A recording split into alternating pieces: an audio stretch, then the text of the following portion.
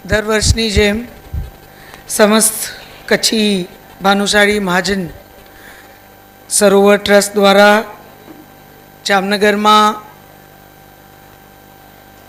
તેજસ્વી તારલાઓનું સન્માન, સમાજમાં અલગ અલગ દાતાશ્રીઓનું સન્માન અને સમાજના ભવિષ્ય માટેનું એક આખું પથચિહ્ન દિશા નક્કી કરવાનો એ આ સુંદર કાર્યક્રમમાં આજે ફરીથી આપ સૌ વચ્ચે મને આપે ઉપસ્થિત રહેવાનો લાવો આપ્યો છે, ત્યારે મારી સાથે અહીં મંચ ઉપર ઉપસ્થિત સમાજના પ્રમુખ અને કોર્પોરેટર પૂર્વ કારોબારી ચેરમેન ભાઈ શ્રી મનીષભાઈ કટારિયા, એવા જ ટ્રસ્ટ બોર્ડના પ્રમુખ વડીલ શ્રી દાસકાકા, ઉપપ્રમુખ શ્રી વિનોદભાઈ મંગે, બીજા ઉપપ્રમુખ એવા શ્રી સુરેશભાઈ ભદ્રા, કમિટીના મેમ્બર્સ એવા દિનેશભાઈ ગજેરા, વસંતભાઈ કટારિયા, દીપકભાઈ,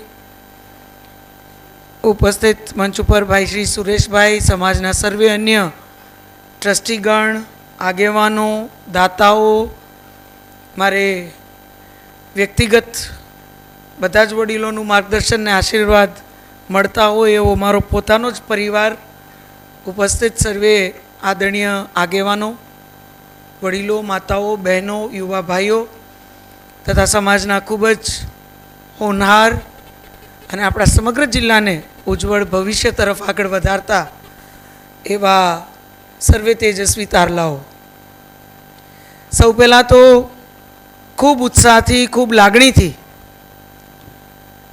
અને દરેક સમાજનું બાળક પોતાનું બાળક હોય એ પ્રકારની વ્યવસ્થા ઊભી કરી અને સમાજનો આ સુંદર જે કાર્યક્રમનું તમે જે આયોજન કરો છો એ બદલ સમગ્ર સમાજને હું આપના જ પરિવારના સદસ્ય તરીકે, એટલે કે આ જિલ્લાની દીકરી તરીકે,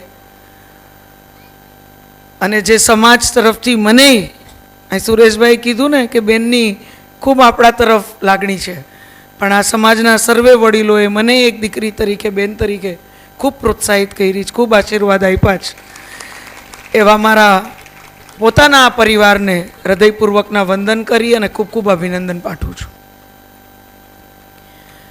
મેં દર વખતે એક વાત કીધી છે ને હું અહીં ફરીથી વાત રિપીટ કરીશ કે તમે જે પ્રકારે આ સંસ્થાના માધ્યમથી એડ્યુકેશનલી જે રીતે વિદ્યાર્થીઓને પ્રોત્સાહિત કરવા, એમને ચેનલાઇઝ કરવાનું કામ કરો છો અને સમાજની જે વસ્તી છે જામનગરમાં, એમાં હમણાં હું મનીષભાઈને પૂછતી હતી, એમાં એક એક પરિવારને તમે સમાજના તાતડે એટલે કે કોઈને કોઈ કાર્ય સાથે બાંધી લીધા છે, એટલે એનું મેનેજમેન્ટ ખૂબ સરસ રીતે કરી અને કોઈ પણ સમાજના બેનિફિટમાંથી બાદ ના રહી જાય, એવું કોઈ ના રહી જાય કે સમાજના ધ્યાનમાં ના આવ્યું ને એની માટે ના કરી શક્યા, એવું કોઈ ના રહી જાય, એવી વ્યવસ્થાનું કાયદેસર દરેક સમાજોએ અનુસરણ કરવું પડે. હું દર વખતે જે નાના નાના આપણા જેટલા બધા સમાજો છે એમને હું ઉદાહરણ આપતી હોઉં કે તમે એક વખત જઈ આ બધા ટ્રસ્ટીઓને મળો, આગેવાનોને મળો અને ક્યાંક કેસ સ્ટડી કરો કે તમને ખબર પડશે કે સમાજમાં સ્વાભાવિક છે ક્યાં કંઈક ઇમ્બેલેન્સ હોય, ઈશ્વરે કોકને વધુ આપ્યું હોય, કોકને ઓછું આપ્યું હોય, પણ એ બેલેન્સ આ મંચોના માધ્યમથી કેવી રીતે લઈ આવવું એનું શ્રેષ્ઠ ઉદાહરણ કોઈએ પૂરું પાડ્યું હોય તો આપણા સમગ્ર ભાનુશાળી સમાજે અહીં જામનગર ખાતે પાડ્યું છે. આ સંસ્થાની સ્થાપનામાં મને અહીં દાસકાકા કહેતા હતા, એમના માતૃશ્રીના નામે એ સમયે આ સંસ્થાની સ્થાપના થઈ, પણ સમાજનો એક એક વિદ્યાર્થી, એક એક વ્યક્તિ જેને મળવા પાત્ર અથવા એમને જરૂરિયાત હોય એ પ્રકારનું બેનિફિટ અથવા પ્રોત્સાહન માંથી બાદ ના રહી જાય એવી આખી એટલી મોટી વ્યવસ્થા. આજે હું એવું માનું છું કે ઘણા એવા પ્રગતિ કરતા સમાજો હશે, આર્થિક રીતે સક્ષમ સમાજો હશે, પણ આવી વ્યવસ્થાના અભાવે ઘણું બધું મિસમેનેજમેન્ટ, બધા ઈચ્છતા હોય કે કંઈક ને કંઈક આપીએ, કંઈક કરાવીએ, પણ આ પ્રકારનું આખું મેનેજમેન્ટનું કેસ સ્ટડી કરવું હોય ને તો મને લાગે છે કે આપણી આ સંસ્થાનું મેનેજમેન્ટનું કેસ સ્ટડી ચોક્કસ કરવું જોઈએ. ઘણા સક્ષમ સમાજો છે ને દરેક લગભગ સમાજોમાં, એટલે આપણે તો બધા પરિવાર તરીકે જોડાયેલા હોય, એમાં ઘણા સક્ષમ લોકો છે જે પોતપોતાના સમાજમાં અથવા ક્યાંક ને ક્યાંક સારા કાર્યોમાં ભાગરૂપ રહેવા ઈચ્છતા હશે, પણ આ પ્રકારની આખી ગોઠવણ, આ સંસ્થાની સ્થાપના થઈ પણ આ સંસ્થાને કોઈ ઉપાડી લીધી હોય તો પોતાની માનીને આખા સમાજે ઉપાડી લીધી.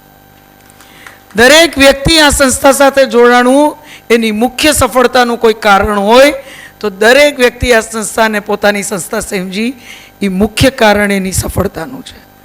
અને મને એવું લાગે છે કે આ જ રીતે એક થઈ અને જ્યાં સમાજની વાત આવે ત્યાં આપણે બધાય કાર્યશીલ રહે તો મને લાગે છે કે દરેક સમાજમાં આ પ્રકારની એડ્યુકેશનલી આપણે વ્યવસ્થા ઊભી કરી શકીએ. અહીં હમણાં સુરેશભાઈએ વાત કરતા હતા, વસંતભાઈએ વાત કરી, મનીષભાઈને મેં કીધું હમણાં આપણે અહીંયા ડિજિટલ ઇન્ડિયાની વાત કરતા હોય એટલે બીજું કંઈ દેખાડવું નથી, પણ અહીં વસંતભાઈએ ખૂબ સરસ વિચાર એમને આવ્યો કે અહીંયા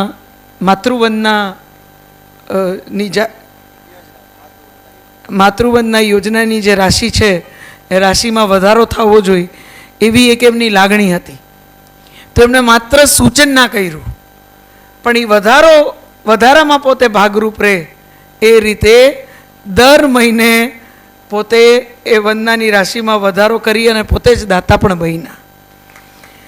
એટલે હું હંમેશા કહું છું કે જેની પાસે હોય છે એ ભાગરૂપ રહે તો જ આપણે એક સામાજિક એક બેલેન્સ ક્યાંક લઈ આવી શકીએ અને આપણી પ્રગતિનો લાભ સમાજના અન્ય દીકરા દીકરીઓને પણ થાય. એટલે એ પ્રકારની આખી વ્યવસ્થા તમે બધાએ સાથે મળી આ સંસ્થામાં ઊભી કરી છે. એ દર વખતે મને જોઈ અને એક ગર્વ તો થાય, પણ જે રીતે સમાજના આગેવાનો આખી આ સંસ્થાને પોતે સાથે લઈ અને સમાજને આગળ વધારવાનું કાર્ય કરે છે, એ પણ એના માધ્યમથી પણ સમાજનું આવતા દિવસોમાં કેટલું ઉજ્જવળ ભવિષ્ય છે એની પણ એક પ્રતીતિ થતી હોય છે. ત્યારે હું સમાજના સર્વે આગેવાનોને, દાતાઓને, સમાજમાં યોગદાન આપતા તમામને હું હૃદયપૂર્વકના વંદન કરી અને એમને ખૂબ ખૂબ અભિનંદન પાઠવું છું. સાથે સાથે આજે જે તેજસ્વી તારલાઓ સન્માનિત થયા એને પણ હું ખૂબ ખૂબ અભિનંદન આપું છું. એમની સાથે એમના વાલીગણ ને પણ આજે ખૂબ ખૂબ અભિનંદન પાઠવું છું, કારણ કે હવે એડ્યુકેશન બાળક પૂરતું લિમિટેડ નથી રહ્યું. મને કેટલા બધા માતા પિતા, હું ઘણી વખત 10th 12th બોર્ડ એક્ઝામ્સના સ્ટુડન્ટ્સને મળતી હોઉં ત્યારે એના વાલીઓ એના કોચિંગ ક્લાસમાં કહેતા હોય, બેને કે અમારા છોકરા ભેગું કે અમારી દીકરી ભેગું અમે ભણ્યા, કાયદેસર ભણ્યા, એની ભેગા જ અમે સવારે 4 વાગે જાગીએ, એ સૂવે ત્યારે થોડી વાર સૂઈએ, આખો દિવસ એના રૂટીન સાથે જ અમારું રૂટીન હોય. આટલું ઇન્વોલ્વમેન્ટ આજકાલ મધર અને જેટલો સમય મળે એટલું ફાધર એટલે કે પિતા પણ બાળકોના એડ્યુકેશનમાં આપતા હોય છે. અને મને લાગે છે આજે પરિણામ જોઈ છે એ સમાજના તો સંયુક્ત પ્રયાસો છે, પણ જે રીતે જાગૃતતા શિક્ષણની દિશામાં આપણા બધા જ સમાજોમાં આવી છે એનું એક પરિણામ છે કે આજે બધાય પેરેન્ટ્સ, સમાજ, આપણા બાળકો બધા ઇન્વોલ્વ થઈ અને આ પ્રકારે પોતે સિદ્ધિઓ મેળવે છે. ત્યારે હું પુનઃ આપણા સર્વે તેજસ્વી તારલાઓને ખૂબ ખૂબ અભિનંદન આપું છું અને હું તમને આટલું જ કહીશ કે અમે બધાએ તમારા અચીવમેન્ટ્સમાં ખૂબ જ ગર્વ લઈએ છીએ. ત્યારે હું દર વખતે મારા એક પ્રયત્ન રહે છે વ્યક્તિગત રીતે કે હું આ કાર્યક્રમમાં ચોક્કસ આવું. હું બધા સાથે જોડાયેલી છું, એક મારો પરિવાર છે, એ એક અલગ વિષય છે, એ તો આપણા બધાની એક અરસપરસ લાગણી છે, પણ હું દર વખતે અહીંયા આવી અને હું પોતે અહીંથી કંઈક ને કંઈક મેળવી અને અન્ય સમાજોમાં આપી શકું એ પ્રકારે મને પણ ઘણું સમજવા, શીખવાને જોવા મળે છે. હકીકત છે. અને આનું ઉદાહરણ મને તો એમ લાગે છે કે હજી આપણે મોટા મંચો ઉપર લઈ જવું જોઈએ આ સંસ્થાનું. અને મારી તો કોશિશ રહેશે ભવિષ્યમાં કોઈ તેજસ્વી તારલાઓના સન્માનના કાર્યક્રમ હશે ત્યારે હું તમારામાંથી 4-5 આગેવાનોને ક્યાંક વક્તા તરીકે બોલાવે ગાઈડ કરવા સમાજો. એ પ્રકારે તમારી અનુમતિ હશે તો હું બધાને રિક્વેસ્ટ કરીશ. હા હા, એટલે વડીલો આવીને કંઈક માર્ગદર્શન આપે તો બીજાને બધાને પ્રેરણા મળે. અને એ જરૂરી છે. આપણે બધાય ગુડ પ્રેક્ટિસીસ બધા અડોપ્ટ કરશું તો જ ક્યાંક આપણો જિલ્લો અને આપણા જિલ્લાનું આ ભવિષ્ય આવતા દિવસોમાં આગળ વધી શકશે. ત્યારે અહીંયા સુરેશભાઈ ગર્વથી લાગણીથી મને એક બેન તરીકે ઝાંસીની રાણી કહે છે, પણ હું માનું છું અને હું તો આપણા બધા વડવાઓના એ આશીર્વાદનો આભાર માનું કે આ હિંમત આખું મારી ઈશ્વરે આપણે સૌને આપી છે. અને આપણી આ બધી દીકરીઓ, હમણાં ભાભી કહેતા હતા વસંતભાઈના વાઈફ કે બેન તમે બધી દીકરીઓને આશીર્વાદ આપજો અહીં કે તમારા જેટલી જ હિંમત આવે. એટલે હું એવું માનું છું કે આપણે દીકરીઓ છે ને આ હિંમત ક્યાંય લેવા જવી પડે એમ નથી, આપણા લોહીમાં જ આવેલી છે. આપણા વડવાઓએ એ સમયે આપણે અત્યારે શ્યામજી કૃષ્ણ વર્માજીની વાત કરીએ તો એમને પણ આટલી લડાઈ આપણા ગૌરવ વધારવા માટે, આપણા રાષ્ટ્ર માટે તો કરેલી જ, પણ એ સિવાય આજે આપણા તમામ એવા વડીલો છે જે આપણે દીકરીઓ તરીકે પણ આગળ જોઈ અને ખૂબ પ્રોત્સાહિત કરતા હોય છે, આપણને આશીર્વાદ દેતા હોય છે. હું હમણાં જ વસંતભાઈને ને અહીંયા આ બંને ભાઈઓને કહેતી હતી, મનીષભાઈને, કે મને ગુરુજીના આશીર્વાદ ખૂબ મળે. અને એમ કે મને આ દીકરીઓમાં માતાજી દેખાય છે ને જગદંબા દેખાય છે. એટલે આપણા ગુરુજીએ મને ગમે ત્યારે ફોન પર વાત થાય, આવતા જતા જામનગર આવે ત્યારે મને ખૂબ એમના આશીર્વાદ પ્રાપ્ત થાય. એ હરિદ્વાર હોય ને એમને ત્યાં કોક મળે જામનગરનું અને એને એમ કહે કે અમે જામનગરના છીએ તો એ ગુરુજી તરત જ મને એક વખત યાદ કરે. તો આનાથી મોટા આશીર્વાદ એક દીકરી તરીકે મારી માટે ક્યાં હોઈ શકે. તો હું તમને બધી દીકરીઓને એક બેન તરીકે, એક દીકરી તરીકે, એક ફઈ તરીકે આશ્વસ્ત કરું છું કે તમને જે ક્ષેત્રમાં રુચિ હોય એ ક્ષેત્રમાં આગળ વધો. તમને આ બધાના આશીર્વાદની ઉર્જા એટલી મળશે કે તમે એટલા સ્ટ્રોંગ થશો કે ભવિષ્યમાં તમારા સ્ટ્રેન્થની પણ એક નોંધ થશે. ત્યારે હું આ જે કંઈ પણ છું એ બધાના આ જ પ્રોત્સાહન, માર્ગદર્શન ને આશીર્વાદનું પરિણામ છું. અને આપણા બધાના ડીએનએમાં આ જ આશીર્વાદ, આ જ બ્લેસિંગ્સ, આ જ માર્ગદર્શનના માધ્યમથી ઘણી બધી હિંમત એમનેમ આપણા વડવાઓના માધ્યમથી આવતી રહી છે અને ભવિષ્યમાં આવતી રહેશે. ત્યારે અહીંયા નિલેશભાઈ મંગેનો એક વિશેષ ઉલ્લેખ થયો, જેમને ખૂબ મોટું દાન સમાજમાં ટોટલ 12 કરોડ 18 કરોડ ટોટલ 18 કરોડનું દાન આપ્યું છે. ત્યારે અહીંયા નિલેશભાઈ ઉપસ્થિત નથી, પણ એમનો વિશેષ ઉલ્લેખ કરી હું એમને ખૂબ ખૂબ અભિનંદન પાઠવું છું. મેં કીધું એમ કે બેલેન્સ લઈ આવવાનું કામ પણ આપણું જ છે. ઘણી વખત આપણે કોઈ ક્ષેત્રમાં ખૂબ પ્રગતિ કરતા હોય પણ ક્યાંક આપણે એક બેલેન્સ આવા જ માધ્યમોથી જે ઇવનલી સમાજને જરૂર હોય એ આઈડેન્ટિફાઈ કરી જરૂરિયાત અને એ પ્રમાણે એ રાશિ ખર્ચ થાય, એનો સદુપયોગ થાય, એ વ્યવસ્થા ખૂબ સુંદર રીતે આ સંસ્થાના માધ્યમથી તમે કરો છો. ત્યારે સમગ્ર મંગે પરિવારને, નિલેશભાઈને, એમના પરિવારને હું ખૂબ ખૂબ અભિનંદન પાઠવું છું. કેમાં એ તો સફળ તો છે જ, સફળ નથી યુવા પ્રમુખ? હે ને હજી વધુ સફળ થાય આવા સદકાર્યોમાં, સમાજને આગળ વધારવાના કાર્યમાં, સમાજને આવી જ રીતે સમરસ રાખી અને વધુને વધુ સેવા. હું એવું માનું છું ઈશ્વર જેને સેવા કરવાની તક આપે ને એ દરેક દિશામાં સક્ષમ છે. હું સૌથી મોટા આશીર્વાદ હું બધાને આપતી હોઉં કે ઈશ્વર પાસે પોતે માંગતી હોઉં, વડીલો આગળ માંગતી હોઉં તો હંમેશા એક વાત કહું છું કે અમે વધુ સેવા કરી શકીએ એવા અમને આશીર્વાદ આપો. તો આપણે સેવા કરી શકશું તો મને લાગે છે કે દરેક ક્ષેત્રમાં જે માણસ સેવા કરી શકે, દરેક ક્ષેત્રમાં સક્ષમ હોય તો જ સેવા કરી શકે.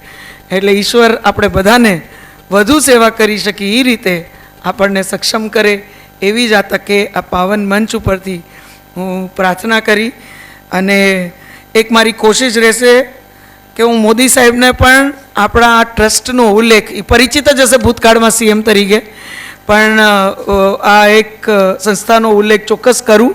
અને મારી એક કોશિશ રહેશે, આ વાત હું શું કામ કહું છું એ તમને કહું. મોદી સાહેબ જે મંચ ઉપર કંઈક ઉલ્લેખ કરે છે ને એને લોકો ઝીલી લેતા હોય છે, લોકો માટે એક બહુ મોટી પ્રેરણા બની જતી હોય છે આ મન કી બાતમાં. એટલે મારી એક કોશિશ રહેશે કે આ ઉલ્લેખ આ સંસ્થાનો મોદી સાહેબ કોઈને કોઈ રીતે કરે જેના માધ્યમથી ઘણા બધા લોકો આ પ્રેરણા લઈ શકે અને ક્યાંક તમે આ વડીલો, આગેવાનો અને સમગ્ર સમાજ કેટલું સારું સરાહનીય કાર્ય કરો છો એની ખબર પણ બધાને પડે. એક એનું પણ ક્યાંક એની સરાહના થાય. એકનોલેજમેન્ટ હંમેશા આપણે બધાને વધુ પ્રોત્સાહિત કરતું હોય છે, તો એ એકનોલેજમેન્ટ આપણે સમગ્ર સમાજને એ રીતે પ્રાપ્ત થાય. કોવિડમાં હું તો સાક્ષી છું, કોઈ અહીં કોઈની ચિંતા નહોતી કરી પોતાની, અને સમગ્ર સમાજને વ્યવસ્થા મળી જાય એ પ્રકારે આખી સમાજવાડીને ખુલ્લી મૂકી દીધી હતી. ત્યારે એવું હતું કે અમે લોકો જીજીમાં અમુક વડીલોનું ડેથ થઈ જતું તો અમે એના પરિવારના સદસ્યને ફોન કરતા કે ભાઈ પ્લીઝ તમે લોકો કોઈ બોડી ક્લેમ કરી લ્યો. ત્યારે કોઈ બોડી ક્લેમ કરવાનું આવતું. મને ખબર છે મેં કેટલા અંતિમ સંસ્કાર કરાવ્યા છે, આ બધા ભાઈઓ સાક્ષી છે, કારણ કે મારા તો બધા વડીલો છે ને મારી દીકરી તરીકે ફરજ આવે એમાં હું કોઈ નવાઈ નથી કરતી. પણ તમે કોઈએ પોતાના સ્વાસ્થ્યની ચિંતા નહોતી કરી, સમાજ માટે આ આખી વ્યવસ્થા ખુલ્લી મૂકી હતી અને વ્યક્તિગત રીતે ફિઝિકલી તમે બધા ઉપસ્થિત હતા. એટલે એ જ ભાવ તમારું, એ જ કમિટમેન્ટ સમાજ તરફ જે છે એની મને તો એના સાક્ષાત્કાર ઘણીવાર થયા છે.